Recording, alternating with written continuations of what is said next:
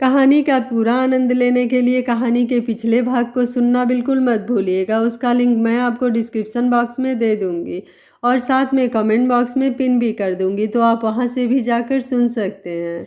इधर मायरा, रिक्की और नेहा तीनों ही घर आ चुके थे। तीनों ही घर आकर बैग्स को साइड में रखकर सोफे पर पसर गए। तभी एक मेड तीनों के लिए पानी लेकर आई। रिक्की, वैसे याद है ना कि कल सबको घर चलना है, वरना इस बार पापा माफ नहीं करेंगे।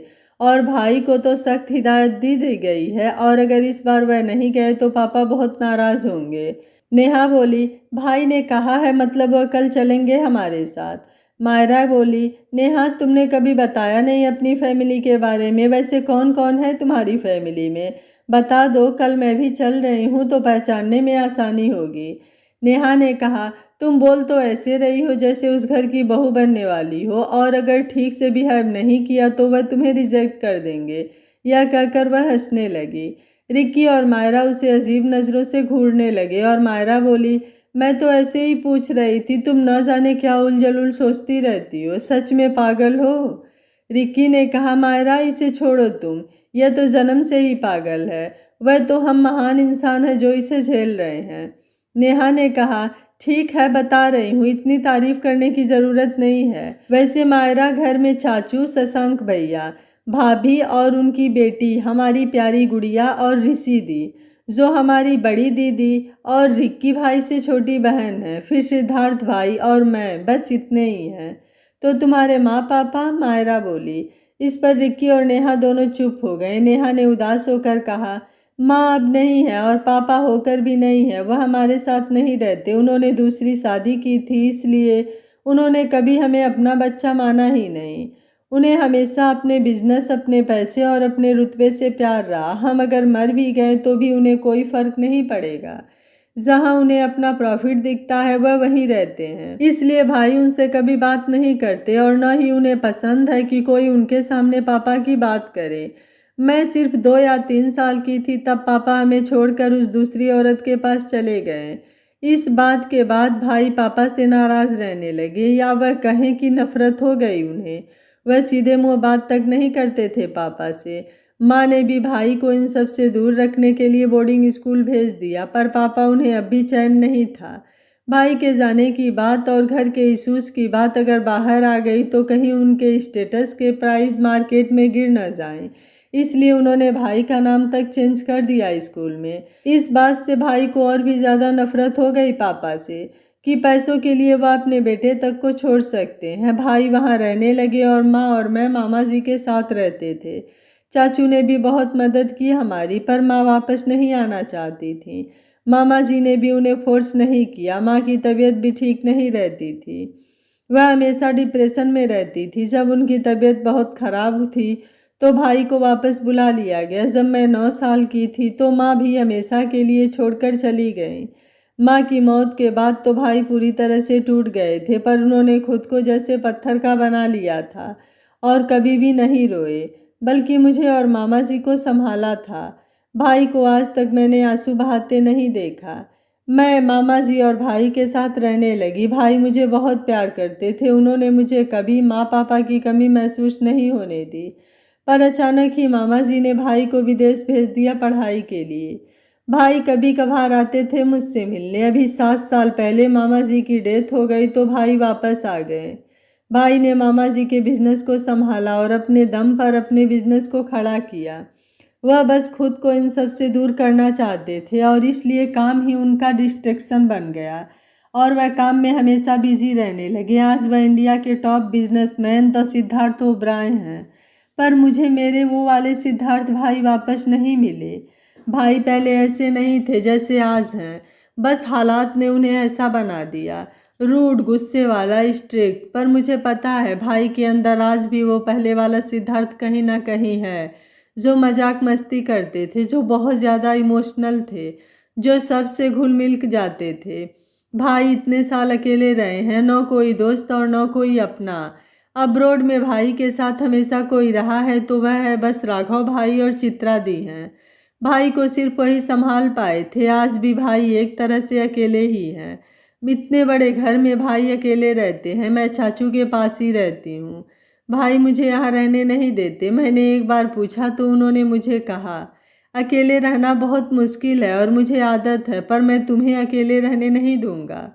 इतना कहने के बाद उसने एक गहरी सांस ली और बोली, काश कुछ ऐसा हो जाता जिससे भाई फिर से मुस्कुराने लगते। यह कहते वक्त उसकी आंखें नम हो गई थी और साथ ही रिक्की और मायरा की भी। मायरा ने नेहा को गले लगा लिया और बोली, I am so sorry Nehu, मुझे ऐसे नहीं पूछना चाहिए था। नेहा ने अपने आंसू पोंछे और मायरा को गले लगाते हुए कहा, कोई बात नहीं, तुम्हें पता होता तो तुम कभी नहीं बोलती, यह मुझे पता है। मायरा ने उसे अपने से दूर करके कहा, चलो अब कोई नहीं रोएगा, कल हम सब जा रहे हैं तुम्हारे घर, तो आज सबके लिए मैं डिनर बनाऊंगी। इस पर नेहा ने कहा, तुझे खाना बनाना आता तो है ना, वरना पता चला कल घर जाने से पहले ही हम यमलोक निकल गए, और वैसे भी अभी अभी तुम ठीक हुई हो। अगर भाई को पता चल गया ना कि हमने तुमसे खाना बनवाना है तो जान से मार डालेंगे भाई। मैं उनके गुस्से का सामना नहीं करने वाली, समझी। मायरा ने उसे देखते हुए कहा, तुम्हारे भाई को मैं संभाल लूँगी, और मैं कैसा खाना बनाती हूँ वह तुम्हें खाना खाने के बाद पता चल जाएगा। यह कहकर वह किचन में चली गई। उसके मन में अब भी नेहा की बातें चल रही थी। उसने खुद से ही कहा, मुझे नहीं पता सिद्धार्थ कि तुम क्यों सबसे इतने दूर रहते हो, पर नेहा की बातों से इतना तो पता चला है कि तुम्हें कोई चाहिए तुम्हारे इस अकेलेपन को दूर करने के लिए। मुझे खुद नहीं पता कि तुम्हारे अतीत की बातें जानकर मुझे इतना दर्द क्यों हो रहा है, पर मैं इतना जानती हूँ कि अब तुम्हें कभी अकेला फील होने नहीं दूंगी। एक दोस्त बनकर हर वक्त तुम्हारे साथ रहूंगी, तुम्हारा साथ दूंगी। यह कहकर वह नौकरों के साथ मिलकर खाने की तैयारी करने लगी। सिद्धार्थ शाम को ऑफिस से आया तो देखा कि रिक्की सोफे पर बैठा टीवी देख रहा था। वह उसके पास गया और उसके सर पर मारते हुए बोला, तुम यहाँ हो और वह दोनों कहाँ हैं। इससे पहले रिक्की कुछ बोलता किचन से आवाज़ें आने लगी। सिद्धार्थ जल्दी से भागकर किचन में गया तो देखा नेहा का चाकू लेकर गाजर काट रही थी और मायरा ने एक थाली से खुद को कवर किया हुआ है और नेहा को डांटे जा रही है। नेहा के ड्रेस पर और बालों पर आटा लगा हुआ है। सिद्धार्थ को उन दोनों को देखकर हंसी आ रही थी, पर वह बिना एक्सप्रेशन के वहीं खड़ा रहा। सिद्धार्थ को वहां देखकर दोनों चुप हो गए तो सिद्धार्थ ने कहा, क्या चल रहा है यहाँ पर, और यह क्या हाल बना रखा है तुम दोनों ने किचन का। कुक कहाँ है, तुम दोनों क्यों खाना बना रही हो। मायरा गुस्से में पर मुस्कुराते हुए बोली, पहली बात, किचन की यह हालत हम दोनों की वजह से नहीं, आपकी प्यारी छोटी बहन की वजह से हुआ है। मैं तो शांति से अपने हाथों से आज का डिनर बना रही थी, पर आपकी बहन आ गई मेरी मदद करने, सॉरी मेरा काम बिगाड़ने। नेहा बस सर झुकाए मायरा की डांट सुन रही थी, जैसे कोई खड़ूस प्रिंसिपल अपने स्टूडेंट्स को डांट रहा हो। मायरा बोली, आपको पता है आपकी बहन ने क्या मदद की है, ये देखो पूरे किचन का सत्यानाश कर दिया। यह किचन कम और जंग का मैदान ज़्यादा लग रहा है। सब्जियां तो ऐसे काट रही थी जैसे मशीन गन चला रही हो। ऐसे पटक पटक कर सब्जियां कौन काटता है। सब्जियां काट रही थी या बेरहमी से उनका कत्ल कर रही थी। नेहा बोली, मैं तो बस तेरी मदद कर रही थी, मैंने कभी खाना नहीं बनाया है तो अब मुझे यह सब नहीं आता, सॉरी ना। यह कहते हुए वह मायरा के गले लग गई। माफ़ कर दे मेरी जान। मायरा हल्के से मुस्कुराई और बोली, बस बस बहुत हो गया, अब जाकर खुद को ठीक करके आ, तब तक मैं खाना लगाती हूँ। फिर वह हाथ जोड़ते हुए बोली, और प्लीज़ आगे से किसी की भी किचन में मदद करनी हो तो पहले देख कर सीख लेना, फिर कुछ काम करना, और आगे से मेरी मदद करने की तो बिल्कुल भी कोशिश मत करना। नेहा वहाँ से जल्दी से निकल गई। मायरा पीछे पलटी और किचन की हालत देखकर अपने सर पर हाथ रख लिया। ओह गॉड, अब इतना सब कैसे साफ करूं? पीछे से सिद्धार्थ ने कहा, मैं कुछ हेल्प कर दूं? मायरा ने उसे देखते हुए कहा, आपको आता तो है ना, वरना पता चला आपकी बहन सिर्फ किचन बिगाड़ के गई है और आप पूरा किचन ही ब्लास्ट कर दिए। सिद्धार्थ हल्का सा मुस्कुराया और बोला, अकेले रहता हूँ इस घर में, कभी ज़रूरत पड़ी तो खुद करता भी हूँ ये सब। नेहा जब भी यहाँ आती है तो किचन की यही हालत होती है। वह कॉफ़ी के अलावा कुछ नहीं बना सकती है, यह तो आदत है उसकी, इसलिए मैंने उसे कभी खाना बनाने नहीं दिया, ज़्यादातर मैं ही बनाया करता हूँ। मायरा बोली, हाँ भाई भी मुझे खाना बनाने नहीं देते, जबकि मुझे आता है, या तो वो बनाया करते हैं या आशा दीदी। सिद्धार्थ ने कहा तो शुरू करें। मायरा ने भी हाँ में सिर हिलाया और नीचे सब साफ करने लगी। सिद्धार्थ ने अपना कोट उतारा और वहीं प्लेटफॉर्म साफ कर रहा था। सफाई करते वक्त मायरा के बाल आगे आ रहे थे, वह बार बार उन्हें पीछे झटक रही थी। वह नीचे साफ करके सिद्धार्थ के पास आई और उसकी मदद करने लगी। सिद्धार्थ ने उसे परेशान होते हुए देखा तो उसके पास गया। मायरा सिद्धार्थ के पास आने से हड़बड़ा गई। सिद्धार्थ ने उसे दूसरी तरफ पलटा और उसके बालों का जूड़ा बनाने लगा। मायरा सिद्धार्थ की तरफ पलटी तो देखा सिद्धार्थ खोए हुए बस उसे ही देखे जा रहा था। मायरा पीछे जाने लगी तो सिद्धार्थ ने उसकी कमर को पकड़कर अपने करीब कर लिया, जिससे मायरा के हाथ सिद्धार्थ के सीने पर ठहर गए। दोनों ही एक दूसरे की आंखों में खोए हुए थे।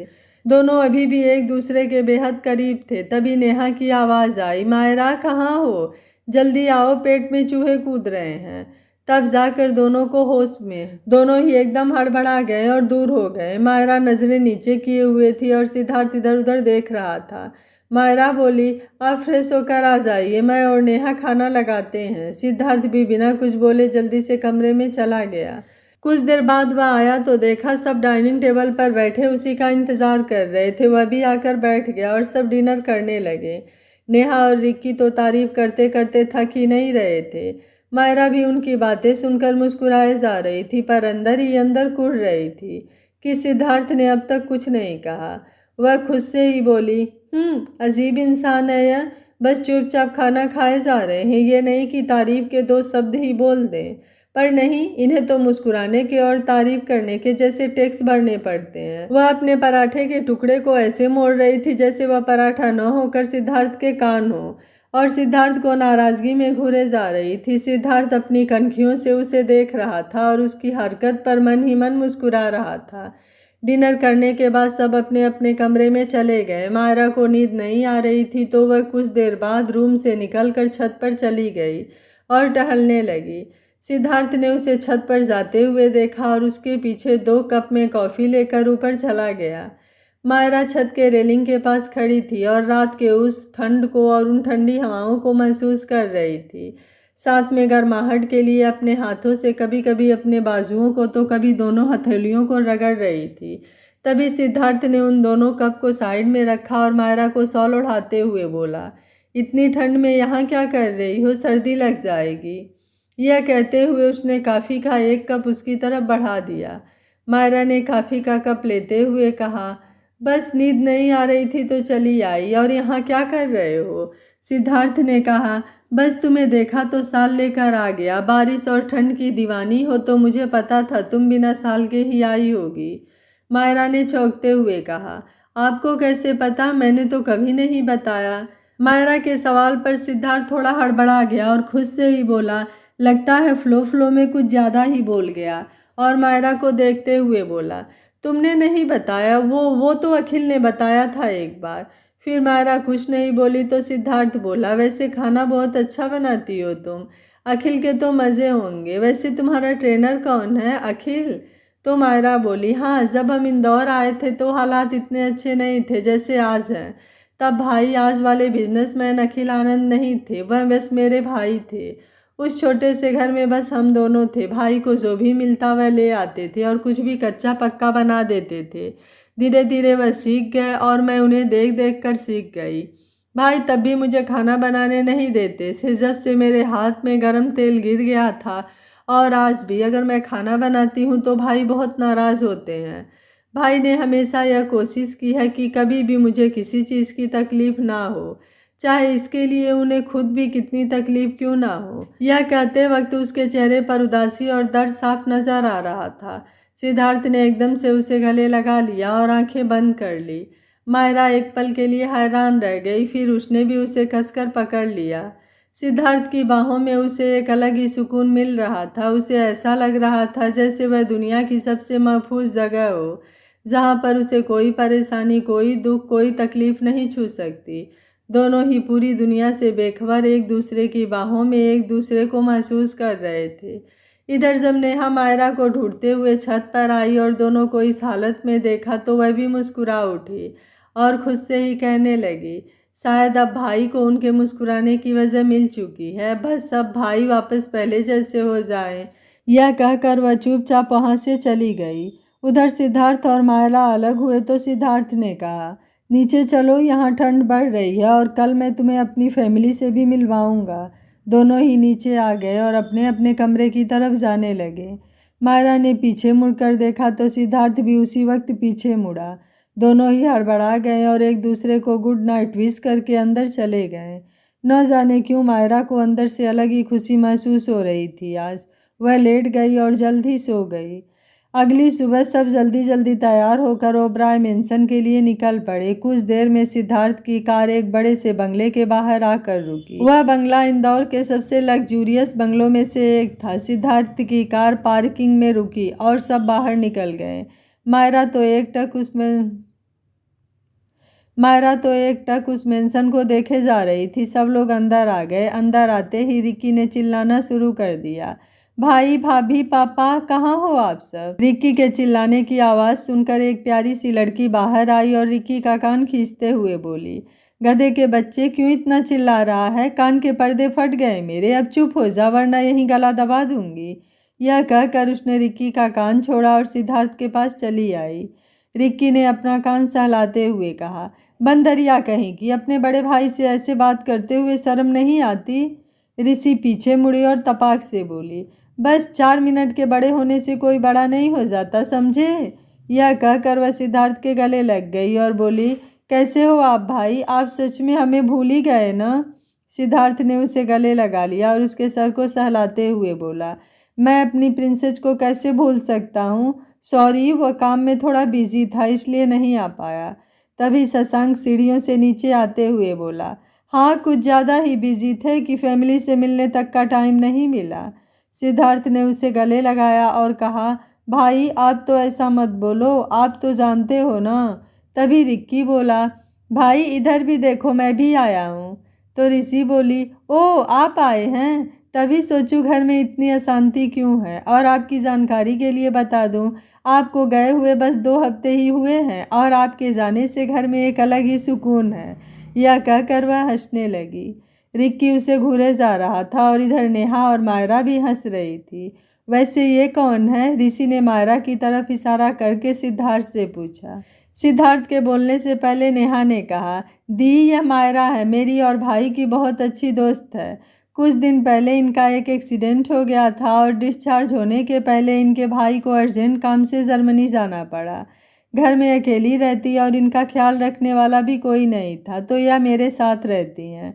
तभी रिक्की ने कहा, और अब मेरी भी दोस्ती है, समझी? वैसे मायरा, ये शशांक भाई हैं, हमारे बड़े भाई, और यह एक बदरिया नाम है ऋषिका, और बदकिस्मती से मेरी जुड़वा बहन है। पर आप दोनों तो बिल्कुल अलग हो, मायरा ने थोड़ा हैरान होकर कहा। तो रिक्की बोला, हाँ सही कहा, मैं देवता हूँ तो ये चुड़ैल है, और हंसने लगा। ऋषि ने उसे घूर कर देखा और उसके पैर पर अपना पैर दे मारा। रिक्की अपनी टांग पकड़कर उछलने लगा तो ऋषि हंसते हुए बोली, यह देखो, बंदर की तरह यह कूद रहा है और बड़ा आया मुझे चुड़ैल बोलने वाला। तभी एक छोटी सी बच्ची आते हुए बोली, क्या चाचू बुआ, आप दोनों हमेशा ही लड़ते रहते हो, कभी तो सही से रहा करो। और जब उसने सिद्धार्थ और सबको देखा तो दौड़ते हुए उनके पास आने लगी। सिद्धार्थ उसे लेने के लिए नीचे झुकने ही वाला था कि वह लड़की जल्दी से मायरा के पास चली गई और मायरा ने भी उसे देखकर खुशी से उसे अपने गोद में उठा लिया। उसके पीछे पीछे उस बच्ची की माँ भी चली आई और जब उसने मायरा को देखा तो वो बोली, तुम यहाँ कैसे? बड़ी जल्दी मुलाकात हो गई हमारी। मायरा भी हैरान होते हुए बोली, आप यहाँ रहती हैं? सभी उन तीनों को हैरानी से देख रहे थे। तभी मायरा ने उस बच्ची को नीचे उतारा और उस औरत के गले लग गई। रिक्की ने अपनी जिज्ञासा को दबाते हुए पूछा, आप दोनों जानती हो एक दूसरे को? तभी छोटी सी कुहू ने कहा, हाँ, यह तो एंजल है और मेरी दोस्त भी, पता है ये बहुत अच्छी हैं। तो सिद्धार्थ ने कहा, पर यह तो मायरा है, आप कैसे जानती हैं इसे? इस पर तनीषा ने कहा, वो देवर जी, मैं इनसे कल ही मिली थी। कल जब हम बाहर गए थे तो कुहू गलती से एक ट्रक के सामने आ गई थी। मैं उससे बहुत दूर थी और उसके पास नहीं पहुंच सकती थी। तभी मायरा ने अपनी जान पर खेलकर कुहू को बचा लिया। कुहू को कुछ नहीं हुआ था, पर इन्हें हाथ में थोड़ी सी चोट आ गई। वैसे ये सच में बहुत अच्छी हैं, मुझे तो एक नज़र में ही पसंद आ गई थी और कुहू को भी। यह कहकर वह मुस्कुरा दी। शशांक ने हंसते हुए कहा, ओह तो वो तुम हो जिसकी तनिषा तारीफ करते नहीं थक रही है कल से। वैसे थैंक्स मेरी बेटी को बचाने के लिए। सिद्धार्थ ने जब सुना कि कल उसे चोट लगी थी तो वो जल्दी से उसके हाथों को पकड़कर देखने लगा और बोला, तुम्हें चोट लगी है और तुमने बताया तक नहीं, इस वजह से कल से अपना हाथ छुपाते फिर रही हो। और 1 मिनट, कल हाथ में चोट लगी थी फिर भी तुमने खाना बनाया। क्या ज़रूरत थी ऐसा करने की? ज़्यादा लग जाती तो?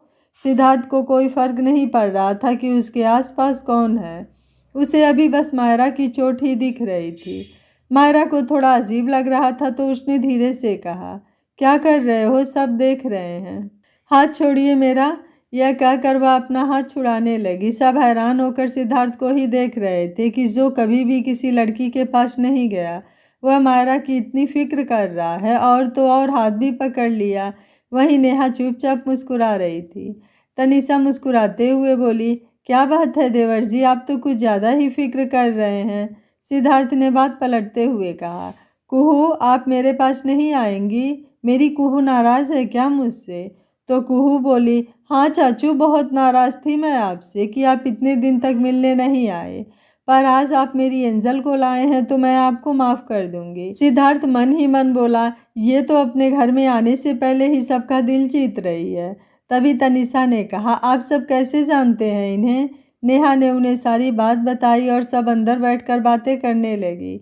सिद्धार्थ धीरे से वहां से खिसक कर स्टडी रूम की तरफ चला गया और उसके पीछे शशांक और रिक्की भी। स्टडी रूम में एकदम खामोशी छाई हुई थी। बस फाइल के पेपर पलटने की ही आवाज़ आ रही थी।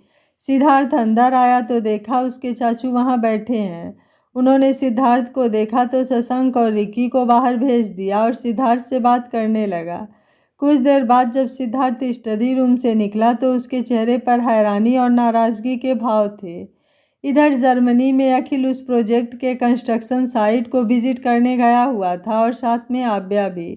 उस दिन अखिल को आव्या को अपनी वाइफ कहना आव्या को परेशान कर रहा था। वह अखिल से थोड़ा दूर रहती थी।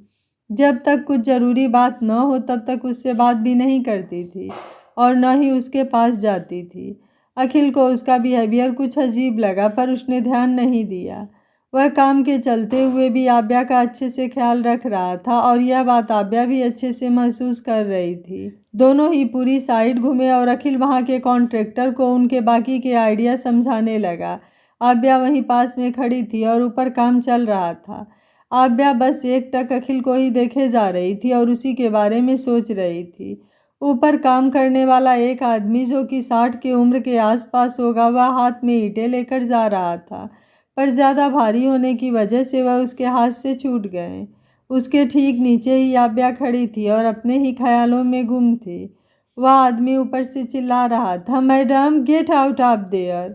उस आदमी के चिल्लाने से अखिल ने भी उस तरफ देखा तो वह ईंट आव्या के ऊपर ही गिरने वाली थी। वह उसकी तरफ जल्दी से भागा और चिल्लाया, आव्या हट जाओ। आव्या। अखिल की आवाज़ सुनकर वह होश में आई। इससे पहले वह कुछ बोलती या कुछ करती अखिल ने उसके पास आकर उसे कवर कर लिया और वह ईंट अखिल के कंधे पर जोर से गिरी, जिससे अखिल की दर्द भरी चीख निकल गई। आह! आव्या चिल्लाई, अखिल जी। तब तक सब वहां पहुंच चुके थे। अखिल ने आव्या को फ्री किया तो देखा उसके आंखों में आंसू है। वह अपना सारा दर्द भूल गया और घबराते हुए उससे पूछा, तुम रो क्यों रही हो? तुम्हें चोट लगी है क्या? कहाँ लगी है, दिखाओ, ज़्यादा लगी है?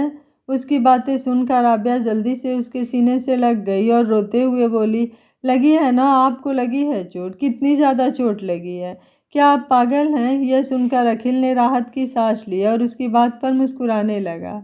वहाँ खड़ा एक आदमी जो अखिल का पार्टनर था, वह बोला, mister Anand, you go and meet the doctor, take rest, we will handle all the work here. Avya ने उन्हें थैंक्स कहा और अखिल को लेकर होटल आ गई। होटल से उसने फर्स्ट एड बॉक्स लिया और कमरे में आई तो देखा अखिल अपनी शर्ट निकालने की कोशिश कर रहा है। वह जल्दी से उसके पास गई और उसकी मदद की। आव्या ने देखा उसके कंधे पर हल्की सी चोट लगी है और थोड़ा खून भी आ रहा है, पर जोर से ईंट गिरने की वजह से पूरा काला हो गया और सूज गया है। वह कॉटन से दवाई लगाने लगी तो अखिल की हल्की सी चीख निकल गई। आव्या ने जल्दी से फूंक मारी और संभाल के दवाई लगाने लगी। अखिल को अपने कंधे पर कुछ बूंदें महसूस हुई तो उसने सर उठाकर देखा कि आव्या रो रही है। उसने जल्दी से उसे अपने सामने बिठाया और चेहरे को अपने हाथों में लेकर कहा, क्या हुआ, क्यों रो रही हो? आव्या सुबकते हुए बोली, क्यों करते हो आप ऐसा अखिल जी? आज आपको मेरी वजह से इतनी चोट लग गई। उस दिन भी आपको मेरी वजह से मेरे घर में वह सब सुनना पड़ा। मेरी वजह से मायरा का वह हाल हुआ था। सब मेरी वजह से हुआ और आप मुझे कुछ नहीं कह रहे हो। क्यों बचाया मुझे? मेरी वजह से कभी किसी को खुशी नहीं हुई, सबको बस दर्द दिया है मैंने। मेरे अपने घर वालों को फ़र्क नहीं पड़ता कि मैं जीऊँ या मरूँ। आप क्यों कर रहे हैं इतना सब मेरे लिए? हो जाने देते, जो होता, ज़्यादा से ज़्यादा क्या होता? ईंट सर पर गिरती ना, मर जाती ना मैं तो मर। वह इतना ही बोल पाई थी कि अखिल ने एकदम से उसके गालों को चूम लिया। आव्या एकदम शौक होकर बैठी थी और जैसे उसका शरीर जम सा गया था। वह बस अपनी सांस रोके अखिल को देख रही थी और काफ़ी हद तक वह शांत हो गई थी। अखिल आव्या से दूर हुआ और उसके माथे से अपना माथा जोड़कर आंखें बंद कर लिया। आव्या और अखिल दोनों ही आंख बंद किए हुए एक दूसरे की सांसों की गर्माहट को एक दूसरे के चेहरे पर महसूस कर रहे थे। कमरे में एक अजीब सी शांति छाई हुई थी। तभी अखिल चुप्पी तोड़ते हुए बोला, सॉरी आव्या, बिना तुम्हारी मर्जी के तुम्हारे करीब आने के लिए। जानता हूँ मुझे तुम्हारी मर्जी के बिना तुम्हारे करीब नहीं आना चाहिए था, पर तुम शांत ही नहीं हो रही थी। सॉरी, पर तुम दोबारा ऐसी बातें नहीं करोगी और तुमने जो भी सवाल मुझसे किए हैं वो सारे सवालों के जवाब मैं कल तुम्हें दूंगा। इतना कहकर वह शर्ट पहनकर रूम से जाने लगा और पीछे मुड़कर बोला, तुम बहुत कीमती हो आव्या। मुझे नहीं पता कि तुम किसके लिए क्या मायने रखती हो, पर मेरे लिए तुम बहुत मायने रखती हो। और वह बाहर चला गया। आव्या भी वहीं बैठकर अभी कुछ देर पहले जो भी हुआ था उस सब के बारे में सोच रही थी। उसने अपने गालों को छुआ तो उसे अभी भी अखिल का एहसास हो रहा था। न चाहते हुए भी उसके गाल शर्म से लाल हो गए। वह बेड से उठी और रूम में जो भी सामान फैला हुआ था उसे समेटने लगी और अखिल और अपने कपड़ों को फोल्ड करने लगी। उसने अखिल का बैग खोला और कपड़े अंदर रखने लगी। तभी उसे एक डायरी मिली। उसने पहला पेज खोला तो उसमें एक फैमिली फ़ोटो थी जिसमें एक कपल जिनकी उम्र 25 से 30 होगी और उनके साथ एक 12 साल का लड़का और एक 9 साल की लड़की थी। और दूसरे पेज पर एक और औरत की तस्वीर लगी थी।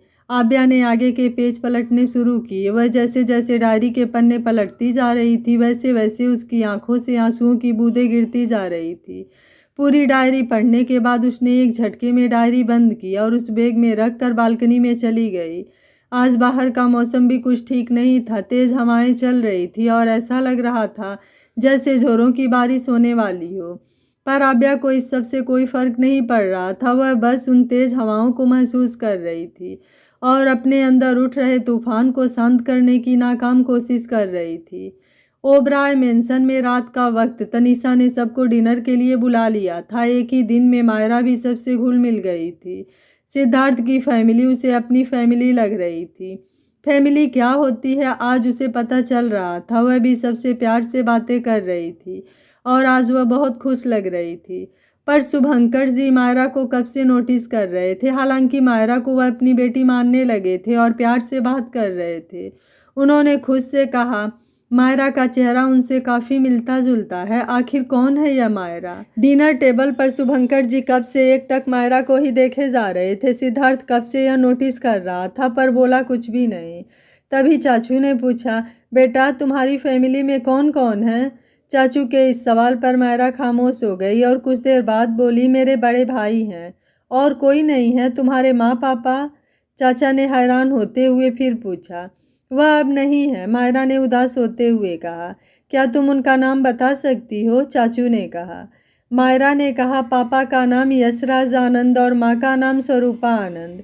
चाचू ने चौंकते हुए कहा, यशराज आनंद? फिर उन्होंने अपने फ़ोटो से एक फ़ोटो दिखाकर पूछा, क्या यही हैं? मायरा ने हैरानी से हाँ में सिर हिलाया तो चाचू बोले, तुम यशराज की बेटी हो। मायरा उनके मुँह से अपने पापा का नाम सुनकर बोली, आप जानते थे पापा को? हाँ, और अब नहीं रहा का क्या मतलब है? कैसे हुआ यह सब और कब? चाचू ने हैरान होते हुए पूछा और यह कहते वक्त उनकी आंखें भर आई थी।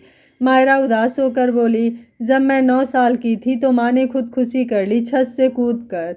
फिर मुझे इन सब से दूर बोर्डिंग स्कूल में भेज दिया गया। फिर 3 साल बाद जब पापा मम्मी के बरसी के लिए बनारस गए थे तो आते वक्त उनका एक्सीडेंट हो गया। भाई पापा को जैसे तैसे हॉस्पिटल ले गए और पापा वहीं चल बसे। मायरा की आंखें नम हो चुकी थी। फिर वह अपने आंसू पोंछते हुए बोली, पर आप कैसे जानते थे मेरे पापा को? इस पर चाचू ने कहा, बेटा यश और मैं कॉलेज में साथ पढ़ते थे और बहुत अच्छे दोस्त थे, पर कॉलेज के बाद मैं उससे नहीं मिल सका क्योंकि मैं यहाँ बिज़ी हो गया था। पर उसकी शादी की बात पता चली थी मुझे और एक बार भाभी जी से भी मिला था मैं, पर इतना सब कुछ हो गया और मुझे पता तक नहीं है। यह कहते हुए उनके चेहरे पर उदासी और आंखों में नमी उतर गई थी। उनके चेहरे पर एक उलझन भी थी जिसे सिद्धार्थ नोटिस कर रहा था। डिनर करने के बाद सब अपने कमरे में चले गए। आज चाचू और तनीषा ने सबको वहीं रोक लिया। मायरा और नेहा दोनों नेहा के कमरे में चले गए। कुहू आज जिद करके मायरा के पास आ गई थी सोने के लिए। मायरा ने भी खुश होकर उसे अपने पास सुला लिया और उसे कहानी सुनाने लगी। जब कुहू और नेहा सो गई तब मायरा बालकनी में आई और अखिल से फ़ोन पर बात करने लगी। अखिल ने उसे आज साइट पर हुई बात के बारे में कुछ नहीं बताया। मायरा ने उसे सिद्धार्थ के घर वालों के बारे में बताया और आज डिनर की बात भी। जब अखिल ने यह सुना कि भास्कर जी उसके पापा के कॉलेज के दोस्त थे और यश और उसकी बीबी से एक बार मिले थे तो वो थोड़ा परेशान हो गया था। उसने कुछ देर मायरा से बात की और वापस रूम में चला आया और मायरा भी सोने चली गई।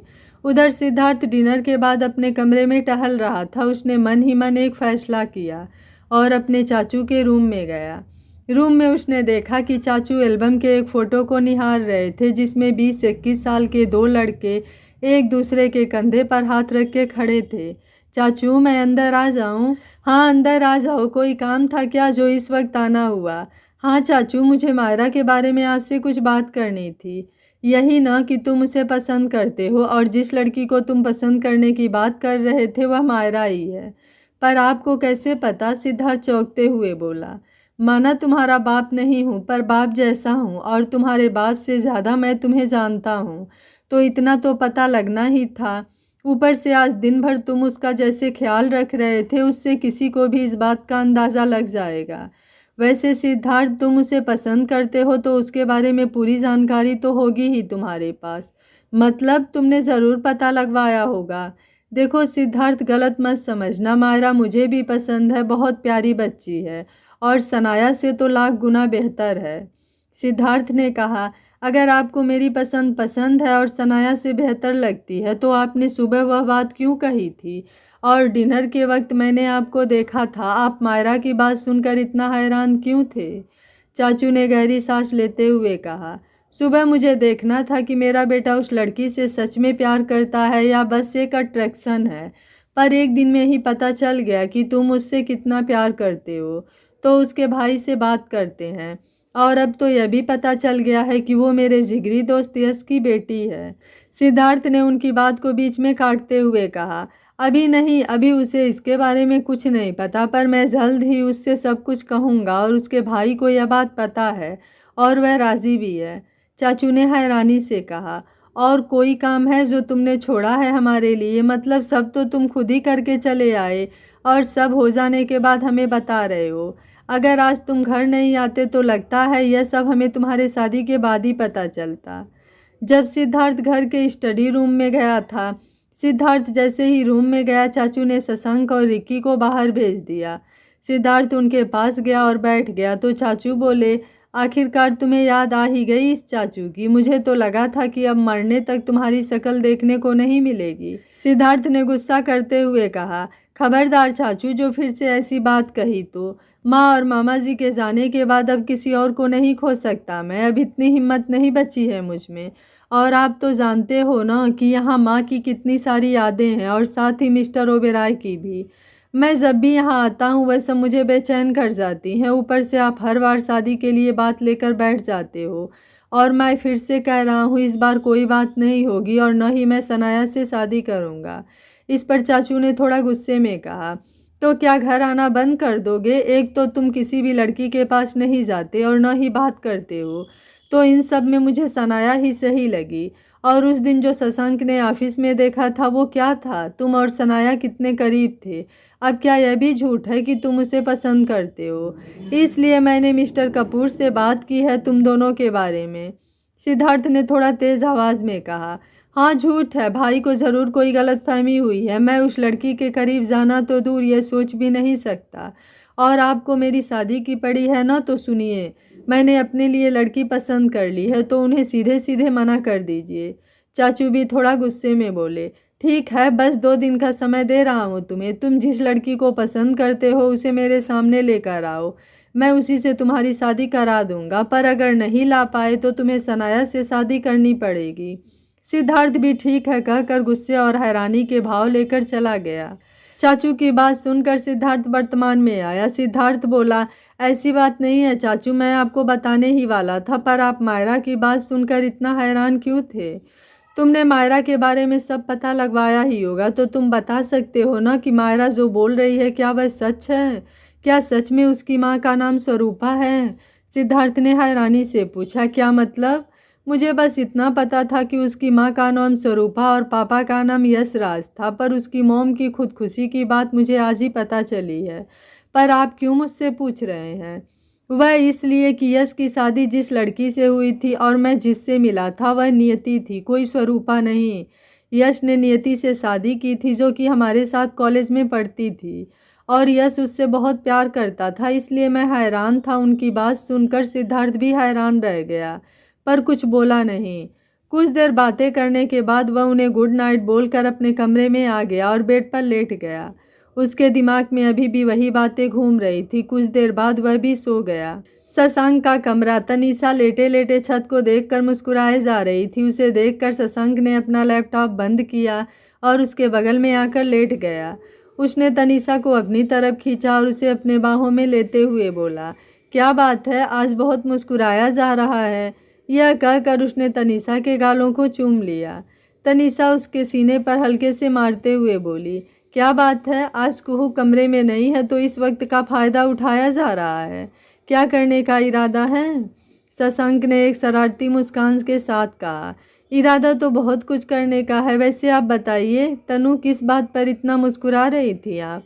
आपको पता है, आज पहली बार मैंने देवर जी को इतना खुश देखा है, और वह भी तब जब वह मायरा के साथ होते थे।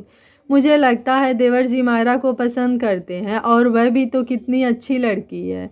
हाँ, यह बात तो सच है। आज मेरी भी गलतफहमी दूर हो गई, और मायरा मुझे भी बहुत पसंद है। वह मुझे बिल्कुल ऋषि जैसी लगती है, बिल्कुल उसी की तरह चुलबुली सी। कैसी गलतफहमी? तो शशांक ने उसे ऑफिस की बात से लेकर आज स्टडी रूम की बात तक सब बता दिया।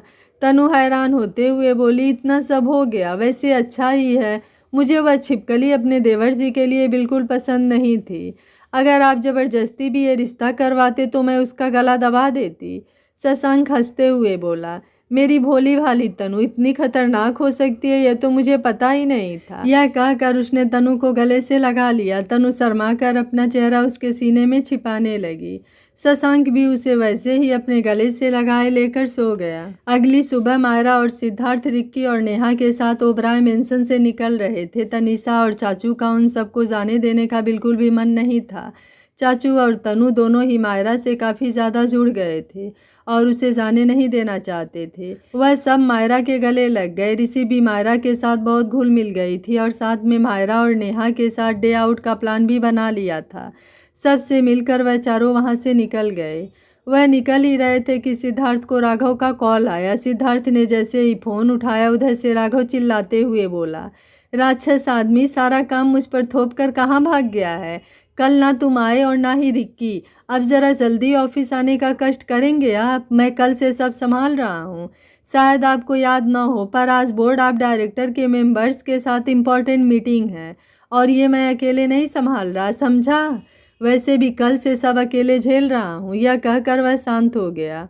कॉल स्पीकर पर नहीं था, पर वॉल्यूम ज़्यादा होने की वजह से राघव की बातें सबको सुनाई दे रही थी, और सब सिद्धार्थ को डांट पड़ते देख हंस रहे थे कि आखिर कोई तो है जो सिद्धार्थ को डांट भी सकता है। सिद्धार्थ खुद हक्का बक्का था, क्योंकि राघव कभी ऐसे बातें नहीं करता था। सिद्धार्थ ने पूछा, भाई तू ठीक तो है ना? तू कभी ऐसे बात नहीं करता, आज ऐसे क्यों भड़का हुआ है? 1 मिनट, कहीं फिर से चित्रा नाराज़ तो नहीं है ना? देख जल्दी जा और मना मेरी दोस्त को, और ऑफिस आ ही रहा हूँ तो इतना सुनाने की ज़रूरत नहीं है। इस पर राघव फिर भड़कते हुए बोला, दोस्त के बच्चे, मेरी चित्रा इतनी पागल नहीं है कि मुझसे हर बात पर नाराज़ होगी। वह ठीक है और अभी भी मुझसे बहुत प्यार करती है। तू बस जल्दी आ और इस मुसीबत को मेरे सर से हटा, वरना मैं अपनी शादी से पहले ही पागल हो जाऊंगा। मुझे अपने हनीमून पर चित्रा के साथ आगे जाना है, न कि पागल होकर, समझा? सब उसकी बात सुनकर हंस रहे थे। कार में सब अपनी हंसी दबाए बैठे थे और रिक्की ने सिद्धार्थ से फ़ोन छीनकर स्पीकर पर कर लिया और वापस ड्राइविंग करने लगा। तो सिद्धार्थ ने उससे इरिटेट होकर पूछा, अब सीधे सीधे बता प्रॉब्लम क्या है, वरना आते ही कूट दूंगा तुझे। तो राघव भी गुस्से में बोला, हाँ हाँ सब कूट दो मुझे, साला समझ नहीं आता इंसान हूँ या मंदिर का घंटा जो आ रहा है बजाए जा रहा है। पहले वो कम थी जो तू भी आ गया, पीट ले तू भी पीट ले। सिद्धार्थ बोला, किसने तुझे छूने की हिम्मत की, बोल मुझे, मैं उसे जिंदा नहीं छोड़ूंगा। राघव बोला, अरे वह, फिर कहते कहते वो चुप हो गया और बोला, तू आ ना जल्दी, फिर बताता हूँ। सिद्धार्थ ने उसकी उदासी को भांप लिया और कुछ नहीं कहा। रिक्की ने नेहा और मायरा को घर ड्रॉप किया और दोनों ऑफिस के लिए निकल गए। जब सिद्धार्थ ऑफिस पहुंचा तो सारे एम्प्लॉय से विश करने लगे और वह सीधे अपने केबिन में चला गया। वो केबिन में गया तो देखा कि सनाया उसके केबिन में उसके टेबल के बगल में एक और टेबल पर बैठकर काम कर रही थी। सिद्धार्थ को इस बात से गुस्सा बहुत आया। उसे यह बिल्कुल भी पसंद नहीं था कि कोई उसके केबिन में ऐसे आए। उसके केबिन में बिना परमिशन के सिर्फ राघव या चित्रा ही आ सकते थे। उसने गुस्से से नितिन को बुलाया। नितिन भागकर उसके पास आया तो उसने सनाया के टेबल की तरफ इशारा करके गुस्से में पूछा, ये ऑफिस में क्या तमाशा चल रहा है? किसने मेरे रूल्स तोड़े? तुम्हें पता है ना, मुझे रूल्स तोड़ने वाले लोग बिल्कुल नहीं पसंद। तो किसने लगाया ये टेबल? अभी के अभी ये हटना चाहिए यहाँ से, वरना तुम काम से गए। इतना कहकर वह अंदर चला गया। उसकी इस गुस्से भरी आवाज़ से नितिन के साथ साथ सनाया भी डर गई, पर बोली कुछ भी नहीं। नितिन ने कहा, वो सर, वह आपकी वुड बी वाइफ हैं, तो उन्होंने ही शक्ति से यह सब करने को कहा था। तो सिद्धार्थ बोला, तुम्हें क्या सपना आया था कि वो मेरी फ्यूचर वाइफ है, या मैंने खुद कहा था? नहीं ना, तो तुम किसी भी अरी गहरी लड़की को मेरी वाइफ बता दो, वो मेरी फ्यूचर वाइफ नहीं है, और ये बात अपने दिमाग में क्लियरली बैठा लो। सनाया ने जब ये सुना कि सिद्धार्थ ने उसे अरी गहरी लड़की कहा तो वो गुस्से से तिलमिला उठी। सिद्धार्थ के अंदर आते ही वह उसके पास गई और बोली, सीट क्यों गुस्सा कर रहे हो? मैं बस तुम्हारे साथ ही तो काम करना चाहती हूँ, और अब तो हम जिंदगी भर साथ रहने वाले हैं। तुम्हारे चाचू ने पापा से हमारे शादी की बात की है, और मुझे पता है तुम भी मुझे पसंद करते हो। सिद्धार्थ ने उसे अपने सर्द निगाहों से देखा तो वह एक पल के लिए सहम गई। वह बोला, मैं तुमसे बात करता हूँ, इसका मतलब ये कतई नहीं कि मैं तुम्हें पसंद करता हूँ, और रही शादी की बात तो वह मैं अपने मर्जी से करूँगा और तुमसे तो कभी नहीं कर सकता। तो काम से यहाँ आई हो, चुपचाप अपना काम करो और यह सब यहाँ से हटाओ। मुझे मेरे केबिन में मेरे अलावा कोई भी नहीं पसंद। सनाया गुस्से से पैर पटकते हुए अपने केबिन में चली गई। चित्रा उसे बुलाने आई और दोनों ही अपनी मीटिंग के लिए चले गए। मीटिंग के बाद सिद्धार्थ और चित्रा दोनों ही उसके केबिन में बैठकर कुछ डिस्कस कर रहे थे। तभी अचानक से सिद्धार्थ ने पूछा, चित्रा एक बात सच सच बताना। हाँ पूछो। राघव क्यों उदास है और मेरे सामने क्यों नहीं आ रहा है? जो भी है सच सच बताओ। चित्रा बोली, तुम ये कैसे सोच सकते हो कि तुम्हारी वह सो कॉल्ड दोस्त सनाया के होते हुए कुछ भी ठीक हो सकता है? सिद्धार्थ सनाया का नाम सुनते ही गुस्से में आ गया और बोला, क्या किया है उसने? चित्रा उसे कल की बात बताने लगी। कल जब राघव ने ऑफिस में सनाया को देखा तो वह चिल्लाकर बात कर रही थी सबसे। राघव उसके पास गया और थोड़ा गुस्से में बोला, यह सब क्या है सनाया? हम अपने स्टाफ से ऐसे बात नहीं करते, तो तुम भी ऐसे बात नहीं कर सकती। तो वो बोली, ओह, तो अब एक मामूली सा नौकर मुझे सिखाएगा कि मुझे कैसे किससे बात करनी है। तभी उसे एक थप्पड़ पड़ा जो कि चित्रा ने मारा था। उसने पलटकर उसे मारना चाहा तो चित्रा ने उसका हाथ पकड़ लिया और मोड़कर पीठ पर लगा दिया और बोली, जिसे तुम नौकर बोल रही हो वह सिद्धार्थ का बेस्ट फ्रेंड है और अपना है, जो कि तुम बिल्कुल नहीं हो। तो इन सब मामलों में मत पड़ो, अब चुपचाप राघव से माफ़ी मांगो। मैंने कहा माफ़ी मांगो अभी। सनाया ने उसे घूरते हुए गुस्से से सॉरी कहा और पैर पटकते हुए वहां से चली गई। राघव का मन इस बात से दुखी जरूर हुआ था, पर वह भी चित्रा के साथ अपने काम में लग गया। दोपहर को वह सनाया के केबिन में गया था कुछ जरूरी काम से। सनाया सोफे पर बैठकर कुछ फाइल देख रही थी। वो बोली, राघव प्लीज़ मुझे वह टेबल पर रखी फाइल लाकर दे दो। राघव फाइल लेकर जैसे ही उसके पास जाने लगा तो सनाया ने अपना पैर उसके पैर में फंसा लिया, जिससे राघव उसके ऊपर गिरने लगा। राघव इससे पहले उसके ऊपर गिरता वह सोफे का सहारा लेकर उसे कुछ ऊपर रुक गया और सनाया नीचे लेटी हुई थी। सनाया ने उसे धक्का दिया तो राघव हड़बड़ाकर खड़ा हो गया। सनाया ने खींचकर उसे एक थप्पड़ मारा, जिससे सनाया के नाखून से राघव के गाल पर हल्के कट लग गए। राघव उससे कुछ कहता तभी उसने देखा चित्रा दरवाजे पर खड़ी है। वह चुप हो गया और चित्रा अंदर आकर सनाया को थप्पड़ मारने लगी। वो गुस्से में बोली, हिम्मत कैसे हुई तेरी मेरे राघव को हाथ लगाने की? समझती क्या है खुद को? सिद्धार्थ नहीं है, आज तो हर चीज़ का फ़ायदा उठाएगी। सनाया चिल्लाते हुए बोली, दिख नहीं रहा कि राघव कैसे मेरे साथ बदतमीजी कर रहा है? इस पर तो भरोसा करना ही नहीं चाहिए। चित्रा गुस्से में बोली, राघव को मैं अच्छे से जानती हूँ, खुद से ज़्यादा भरोसा है मुझे उस पर। वह ऐसा करना तो दूर सपने में भी नहीं सोच सकता, और अगर उन्हें कुछ करना भी होगा ना तो उनकी चॉइस इतनी घटिया नहीं है। तुम यह सोचो कि जब सिद्धार्थ को यह सब पता चलेगा तो वो तुम्हारे साथ क्या करेगा? सनाया हंसते हुए बोली, क्या बोलोगी? वह मेरा यकीन करेगा, क्योंकि वह भी एक लड़की के साथ यह सब होता हुआ सुनकर बर्दाश्त नहीं करेगा। यह कहकर वो बाहर चली गई। राघव बोला, चित्रा मैंने सच में कुछ नहीं किया है, उसने जानबूझकर यह सब किया है, मैं सच कह रहा हूँ। राघव मैं तुम पर कभी शक नहीं कर सकती, मुझे तुम पर खुद से भी ज़्यादा भरोसा है, तुम ऐसा कभी नहीं कर सकते। यह कहकर वह राघव के गले लग गई। तो राघव बोला, लेकिन अगर सिद्धार्थ को पता चला तो क्या वह मुझ पर यकीन करेगा? नहीं नहीं चित्रा, तुम उसे कुछ नहीं बताओगी, तुम किसी को भी कुछ नहीं बताओगी। चित्रा की बात सुनकर सिद्धार्थ का गुस्सा अब अपने चरम पर था। वह गुस्से से अपने केबिन से निकलकर राघव के केबिन में जाने लगा। उसकी आंखों से अंगारे बरस रहे थे। पीछे से चित्रा ने उसे आवाज़ देती रह गई, सिद्धार्थ सिद्धार्थ मेरी बात तो सुनो। पर इस वक्त वह कुछ सुनना नहीं चाहता था। वह गुस्से में राघव के केबिन के अंदर गया। अब क्या होगा सनाया के साथ? क्या सिद्धार्थ राघव पर भरोसा कर सनाया को सबक सिखाएगा? आखिर अखिल मायरा का कौन सा राज सबसे छुपा रहा है? क्या सिद्धार्थ मायरा का अतीत जानने की कोशिश करेगा और उसे सच्चाई पता चल जाएगी? मायरा और सिद्धार्थ के ज़िंदगी में अब कौन सा नया तूफान आने वाला है? अखिल और आव्या की ज़िंदगी में क्या जर्मनी यादगार पल लाएगा या उनकी खुशियों को भी ग्रहण लग जाएगा? ऐसे और भी बहुत सारे सवालों का जवाब जानने के लिए सुनते रहिए कहानी का अगला भाग। अगर आपको कहानी अच्छी लग रही है तो वीडियो को लाइक, शेयर एंड चैनल को सब्सक्राइब कर लीजिएगा। Thank you for watching. मिलते हैं कहानी के अगले भाग में।